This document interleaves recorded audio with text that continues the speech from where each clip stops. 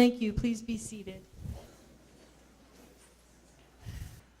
Well, I think this is an exciting night in Orangevale, and I want to, before we get started talking about the Orangevale Library expansion, I want to acknowledge some important people that are here tonight. First of all, I want to thank Mr. Rob Leonard, who is the Deputy County Executive at the Sacramento County. Just so you know, while I was working on trying to understand what the possibilities were for Orangevale, Rob Leonard and Britt Ferguson, who is our finance director at Sacramento County, and Matt Hedges, who is my chief of staff in the back, I know you all know Matt, have gone out of their way to help me understand and to research and to work with county staff and to look for money or resources that could make our dreams come true in Orangevale. Rivka Sass, please stand, Rivka, who is the CEO and the director of the library system in Sacramento County, has truly worked side by side with all of us, and we have been working on this for, I think, 2 years now. And so I wanted to start out this evening by just setting the stage and to say that one of the things that a lot of the people, I think Gail, Duckart, and the library, Friends of the Library, where's Jane Weiss? Jane, come on up here for a second.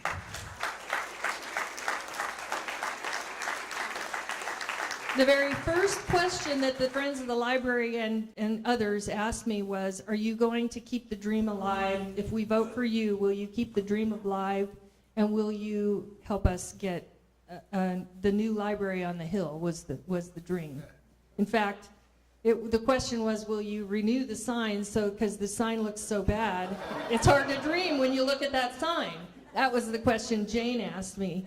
And I invited Jane up here just for a moment because she wanted to make a special announcement for the Friends of the Library. So I'm going to, Jane, are you the president or? Sort of. I'm the treasurer at the moment. Oh, the money, okay. Yes. Well, what I really wanted to do was to invite all of you at this very important time to join our Friends of the Library group, because then you'll have a chance to keep your oar in and to make your needs and interests known and to help us raise money to do the things that the Friends can do in the library, such as the Lucky Day program, such as Books First, for a book for every first grader in Orangevale, all of those things that I'm sure you consider as important as we do. So I'd really invite you to join. And while I wanted to pick up membership forms today, I remembered it was Monday. The library is not open on Monday. It would be nice. Anyway, you can come to the library, come to our bookstore, which is an amazing collection of donated, gently used books, which you can get for 50 cents. And while you are there, you can pick up a membership form. So I invite you to join us. It's a fun time, and this is an important time to be a part of it. Thank you, Jane. Now, I also want to ask Jeff Cassaway to stand up and take a bow, because this gentleman is the one who he works with our real estate, Sacramento County Real Estate Department. He has helped us not only identifying possible properties and doing research, but going way beyond with architectural and negotiating contracts and negotiating again and over again and over again over time. So, Jeff, we want to thank you so much for everything you've done for us.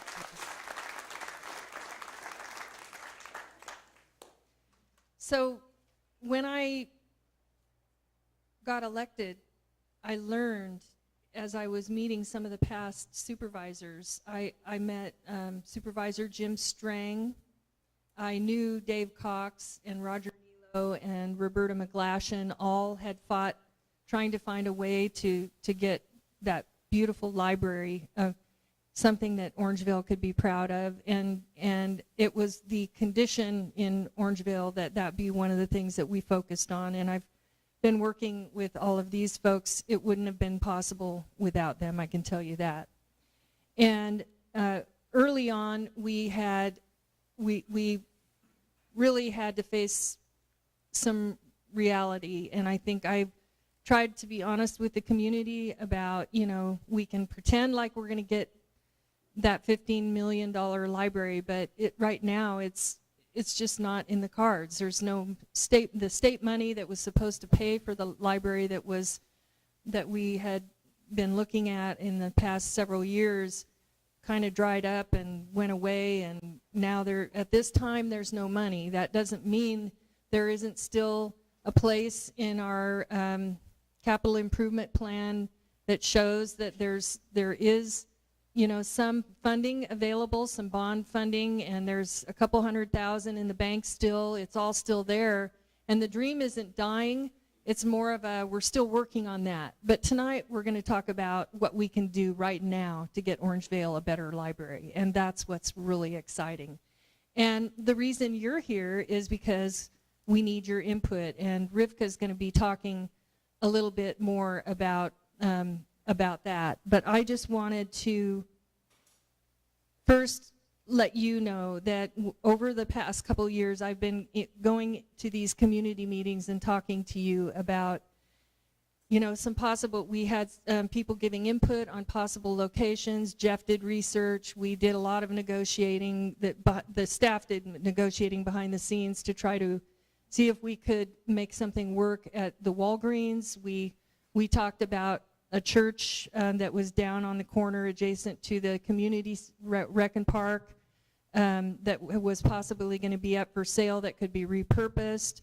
We talked about, is there any way we can find funding? I actually, believe it or not, I made calls trying to get someone to give $15 million. I didn't get very far with that, but I did try. Okay, I did. There are rich people in this town, but they, for some reason, didn't want to do it. I'm sorry about that.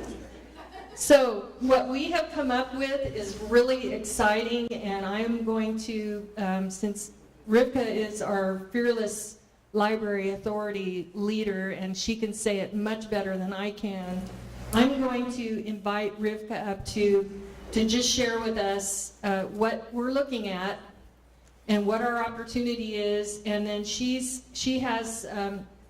going to engage all of us in a conversation around what would you like to see. We need for you to tell us, what do you want to see in a library? We need your input so this can be something really amazing that's truly fitting for our community in Orangevale. So at this time, I want to invite Rivka up, and she's going to take this and run with it.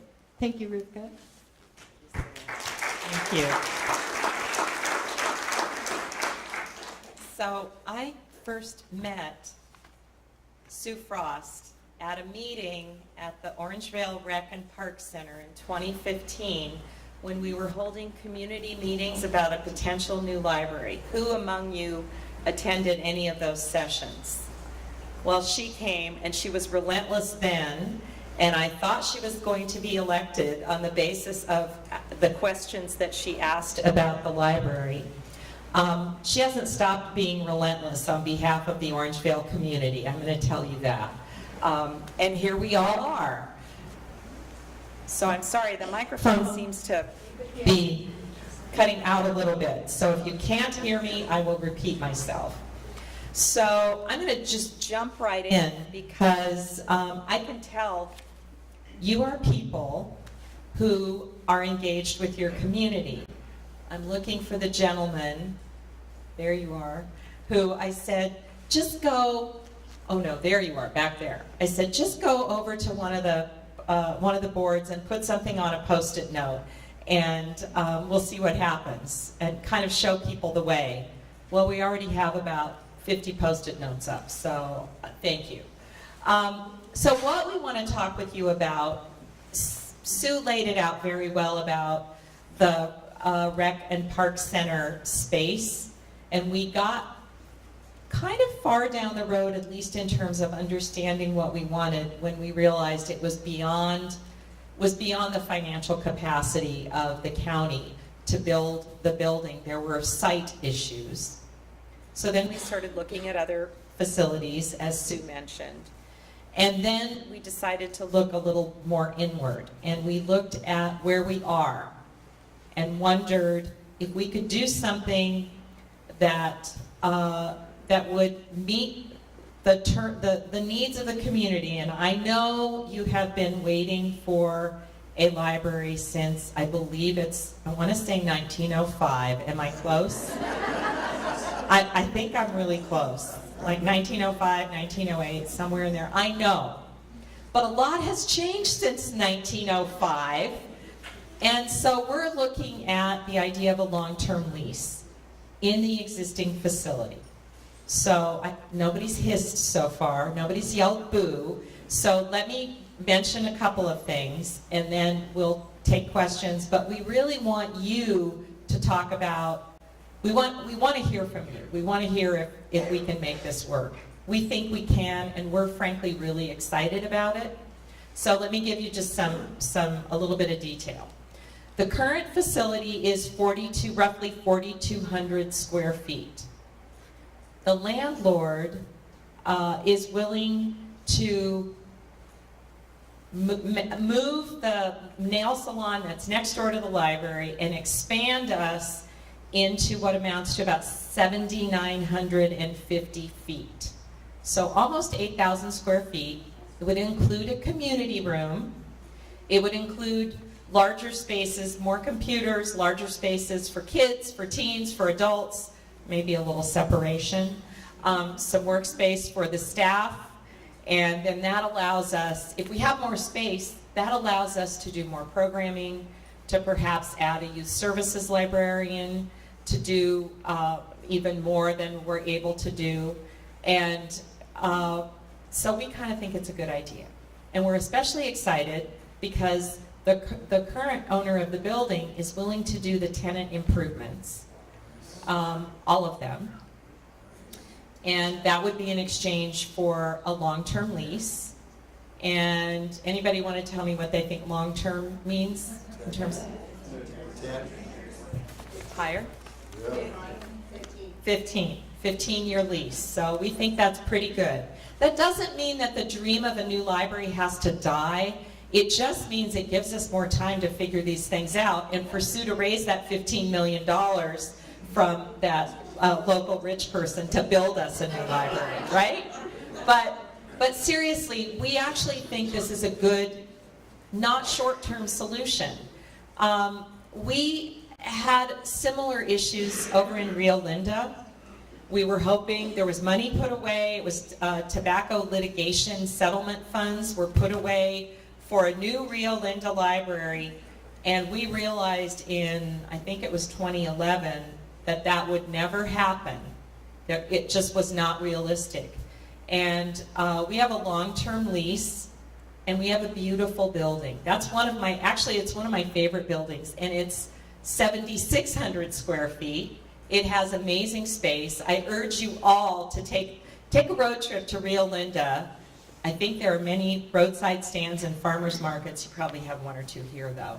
But it's a great library. It's really busy, and it truly is the heart of the community, just like we want the Orangevale Library to be.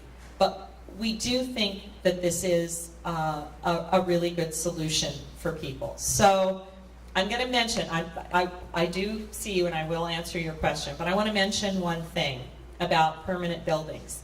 I run a library system with 28 locations, and this is, I'm not being critical of these guys here because they're my bosses. I have a lot of bosses because we're a joint powers authority.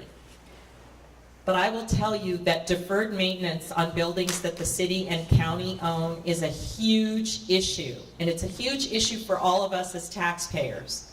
The city of Sacramento, for example, owns, I think, 400 buildings, and they set aside about $2 million a year for deferred maintenance. That means if an HVAC system goes out, the elevators at the central library, for example, right? They're always broken, one of them, one or the other. Those kinds of things. All of that has to go to spread among about, I want to say 400 buildings. How many buildings does the county own? Well, there's about 4 million square feet. 4 million square feet in the county. And how much do you set aside in deferred maintenance, roughly? Ballpark. 12 million? Yeah. That doesn't even build a new library. 12 million isn't really even enough to build a new library. So I'm a fan of leased buildings for that reason, because that means the owner has to do the repairs and things. So you have a question or a comment? I'm going to bring the microphone over so. Hi, my name's Celeste. I've lived here forever. I'm about that old. And I like the current library too. But I work with people who are homeless, and I know that there's, and I talk to them, I get to know their first names. I volunteer at the Orangevale Seventh Adventist Church, and we meet everybody. And I know that 2 people are banned from that library who are homeless, who could benefit from that. So if you're gonna do this, I would ask that, and I tried to call the property manager and say, can't you relinquish this? They were there at night, and so the security guy booted them off, called the police, etc. But these guys need that library, and they are not allowed on that property. So are they banned from the library or from the property? Okay, sure, we can have that conversation. We don't know who's homeless and who's not when it comes to our library, you know, who uses the library, because some days some of us look a little more disheveled than others. But that's, you know, we have a process. If we ban someone from the library, we have a process, and we listen to their appeals. Yeah, so we can definitely talk about that. Are there any initial reactions, thumbs up or thumbs down? Let's just get a quick temperature of the room. Raise your hand if you think this is an okay option. Oh, thank you. Okay, raise your hand if you hate it. Parking's bad. Parking's bad. Okay. I'm not sure we can do much about the parking, because the community room is we think it's a great addition. Comment? I'm going to get my exercise today. Hi, I'm Tricia. I'm not against the idea of the library staying where it's at, but I agree with the person in the front that said that parking is a real problem. But I do know that there's some property that's for sale in Orangevale where the Regency Baptist Church used to be. And have you guys thought about that property? It's very close to the community center. Oh. Well, anything built before 1978 probably is, right? The challenge that we have with purchasing the Regency Baptist Church is, number one,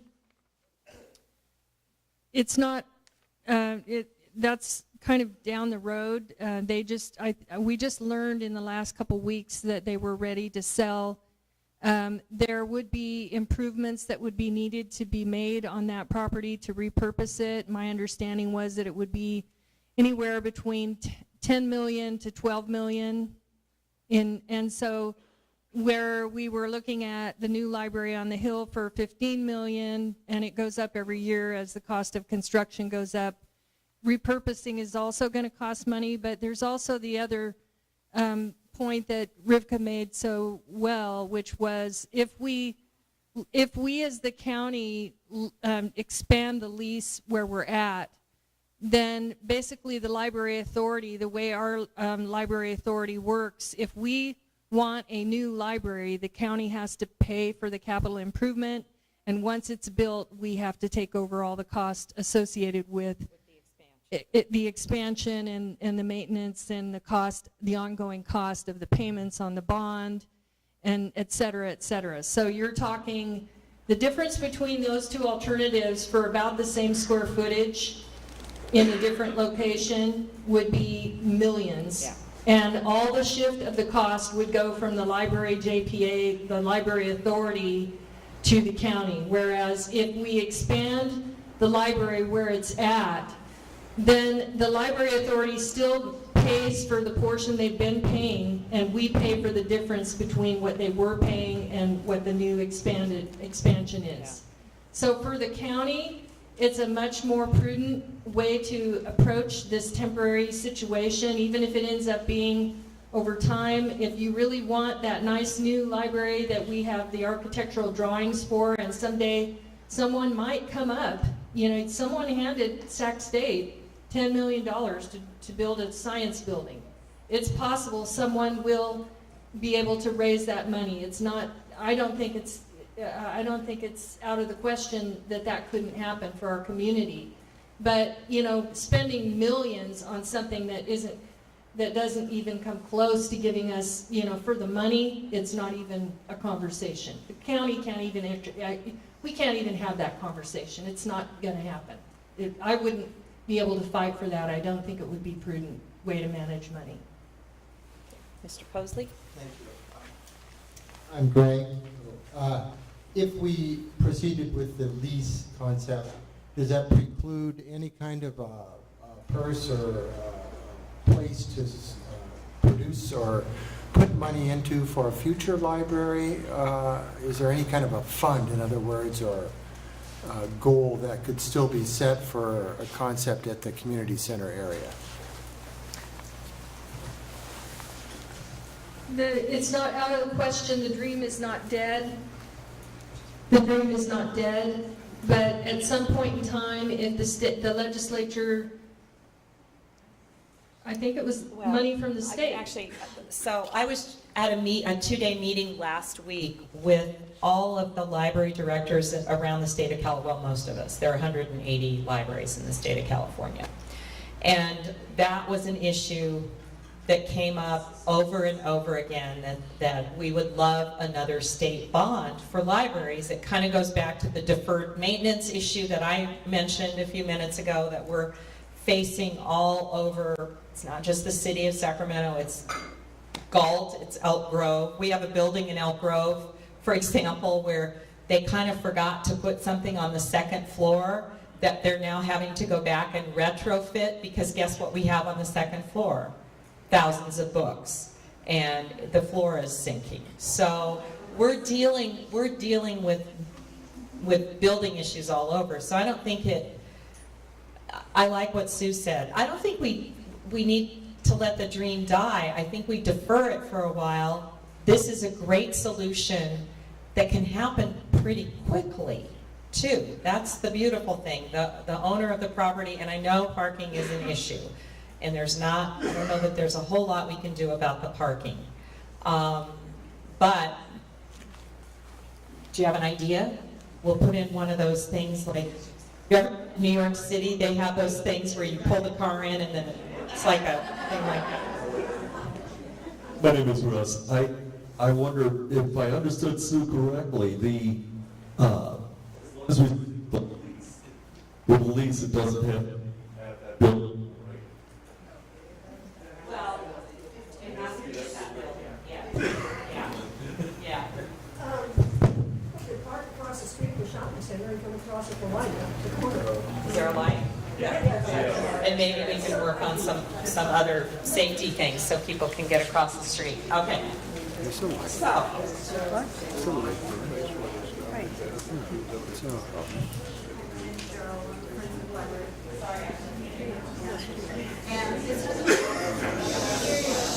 Is there any chance of us ever being able to expand into the old Kia spot? I know it's available. And it's the other side of the Last Tango. So it's the library Last Tango Kia, which is empty. It's on the same road.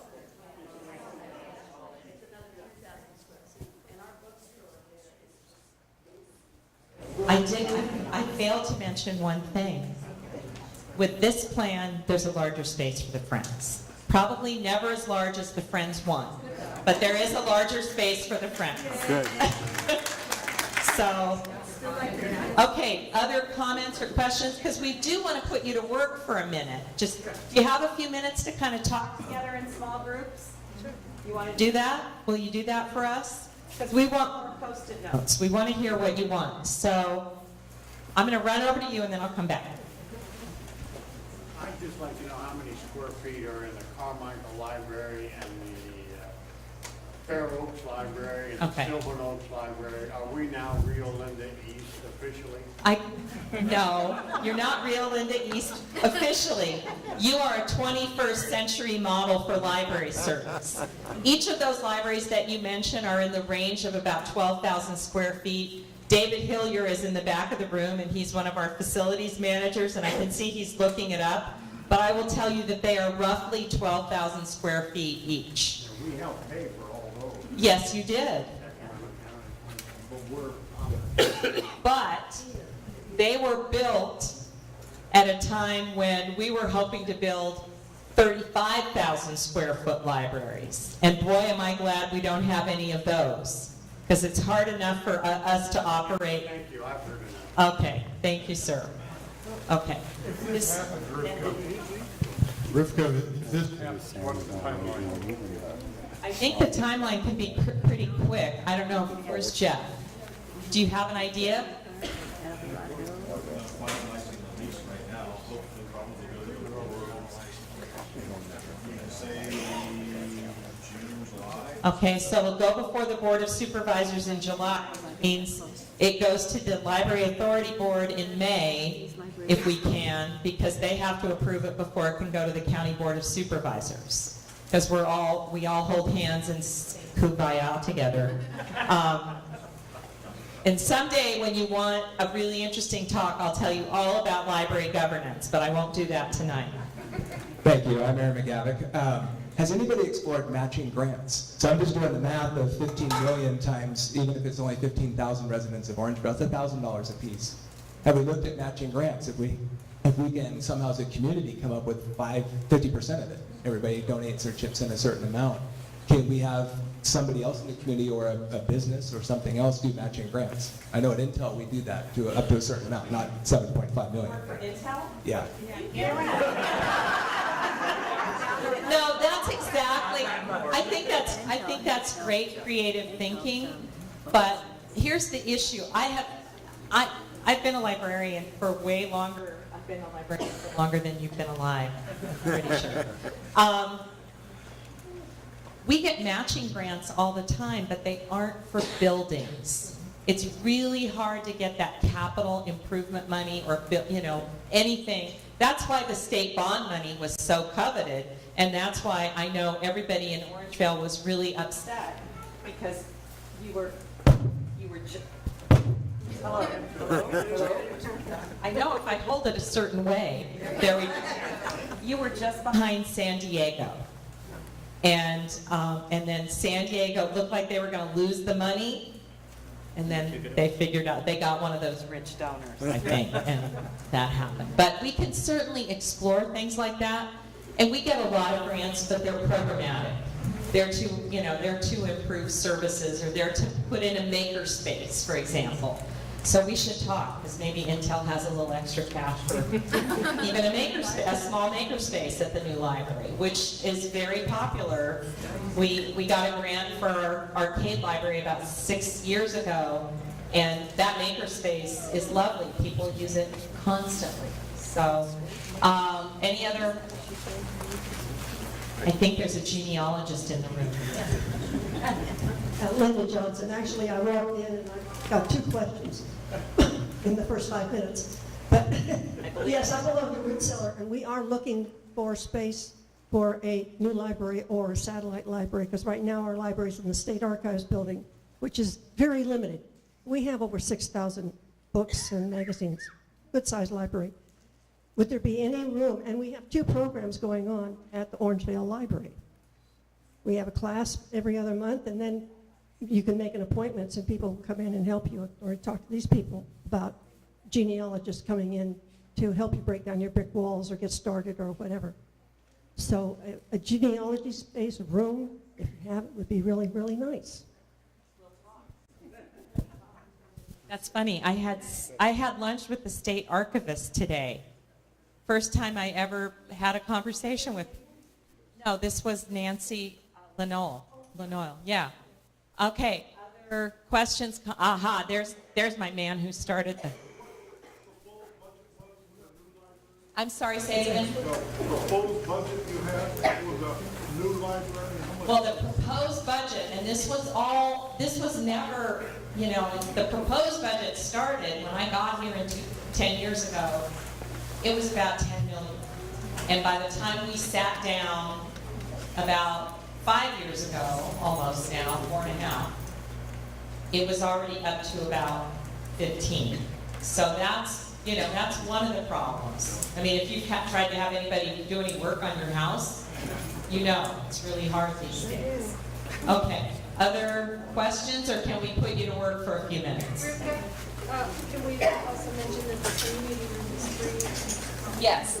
So one of the things that the space will include is a community meeting space that will be available when the library's open, after hours, and it should be big enough for meetings that hold about 75 people, maybe a little bit bigger, so pretty good, not too shabby. And until the authority board decides differently, all of our meeting spaces, this will be our 19th meeting room out of 28 locations. They are all free per the decision of the authority board members. So even though sometimes staff want to charge, guess what? I don't think we will. No, I think they will. It will. It's a great space. And actually, when people meet in the library, I like to think it reminds them that the library is really a good community space. So, yes.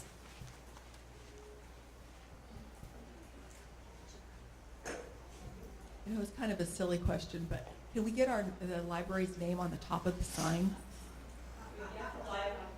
Can we get the library's name on the top of the sign? You mean Orangevale Library, Sacramento Public Library?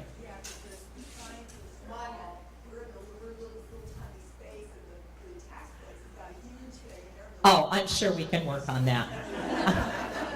I'm sure we can work on that. Yeah. Then you should have a bigger sign. Okay. All right. Any other questions? We do have a couple of renderings over here, just to give you. They're very conceptual, very quick, very rough. They're not final, but they're to give you an idea of what it could be. Just again, sometimes it helps to have a picture painted. So take a look at those. But we would love it. There are a lot of people here, but we have a lot of Post-it notes. Do you want to sit? It would be great if we could have you. Where's Kathy? I didn't even introduce all the amazing library staff who are here tonight. Bruce Barbers, the Orangevale supervisor, and we know you love him. Lori Robbins is here somewhere, and we know you love her. She fills in sometimes. Oh, there's Raina. Hi, Raina. Carson. Also, Sasha Kinney works at Fair Oaks, and I know she's at Orangevale sometimes. And I might as well introduce Sherry Garcia, Bruce's lovely wife, who's also a supervisor at Sacramento Public Library. We're kind of a family space. Did I miss anybody? David Hillier is a facilities manager with us. He's awesome. Super. I'm just going to say, I lobbied to hire him. We promoted him, and you know what? It was a really good decision. And Kathy Middleton, Deputy Director, Public Services, and we'd love for you to just talk amongst yourselves. Break up into groups. Just turn your chairs around or make a circle. We'll put the chairs away later. And talk about what you want. What would you like to see in the library? What would make it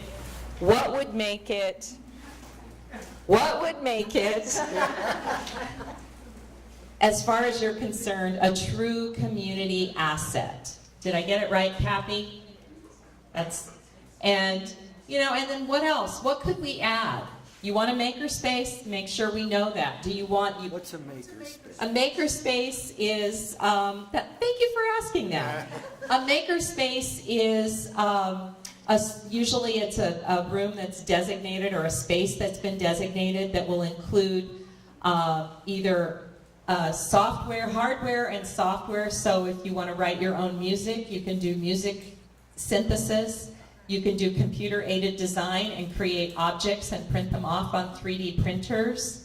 But it allows people, it really helps kids especially who, we're trying to do STEM programming for kids, science, technology, engineering, and math. So it could be a small designated space that would enhance the learning experience for both kids and adults.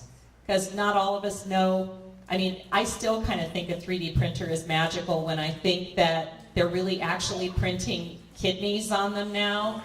We actually made a prosthetic leg for a dog for a professor from UC Davis in one of our maker spaces.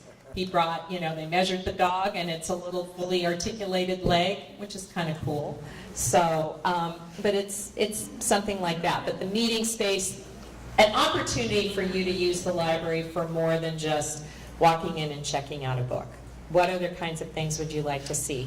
But talk amongst yourselves. We'll pass out some Post-it notes. We have, I know Bruce is here to help facilitate conversation. Sherry is as well. I'm sure Lori and Raina and Sasha will help. Kathy and I are here. And let's just maybe take 10, 15 minutes. Is that all right? And we'll gather that information. And that way then we can put it all in a document and then share it with Supervisor Frost and get it out to all of you. Because I think at least 98.7% of you are on her mailing list. Because when I was trying to register people, you all said you were already on her mailing list. So we can get that out to you. Are you up for that? Sure. Okay, we'll pass some things around. Just turn your chairs around and maybe sit in groups of, 6, 8, 10, something like that.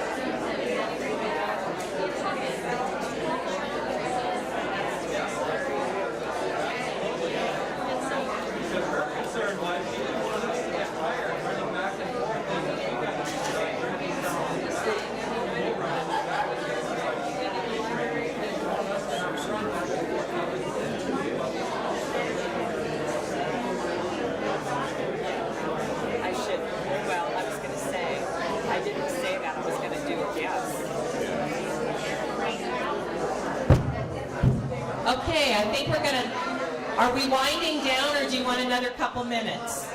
Have you answered at least one of the questions? What do you like? What do you want? What else do we need to know?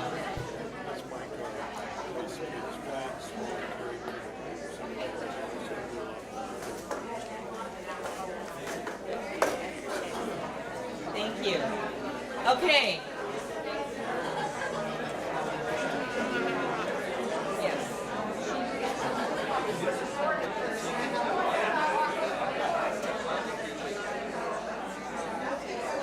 No, she didn't mention that. She's walking out, right? Yeah, she's got, she's gone, yeah. Okay. But you know, yeah, yeah.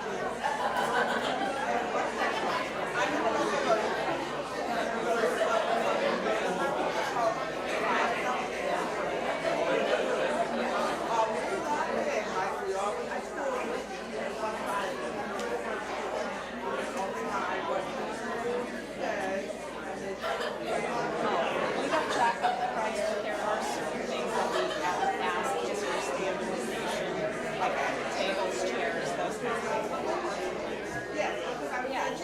No. Oh, I love it. And we're not going to tell you that. Yes. Absolutely. Yeah. Do you want my card?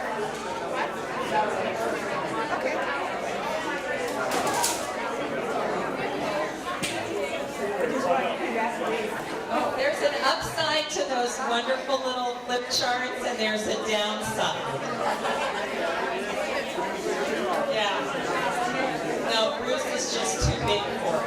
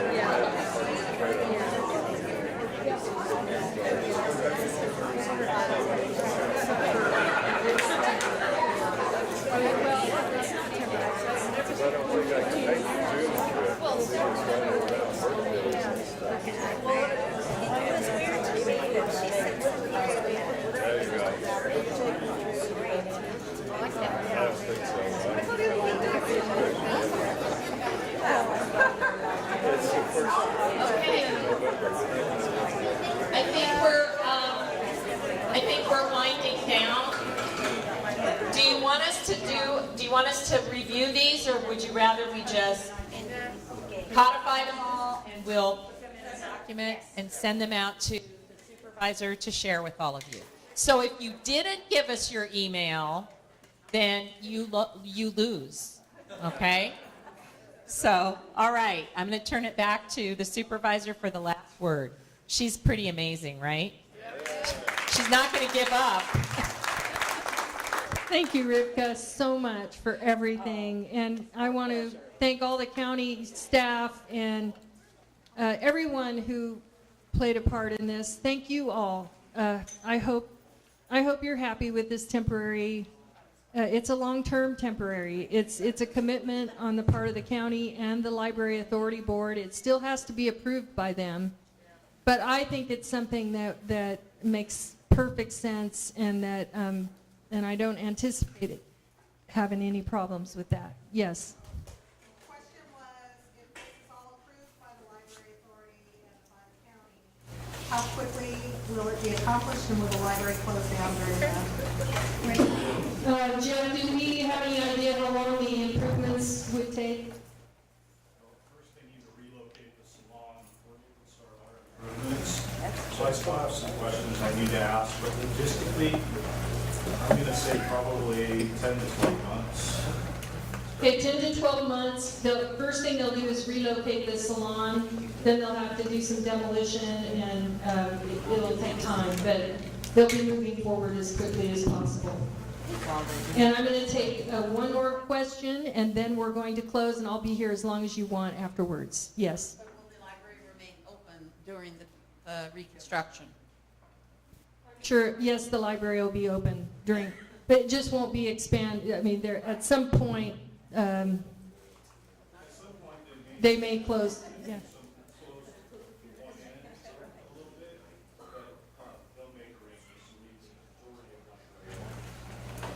Okay, thank you all for coming. I hope you're excited about the new expanded library in Orangevale, and this is to be continued. The only other conversation that we're going to be having now is, I know they wanted to sign up to keep the dream alive.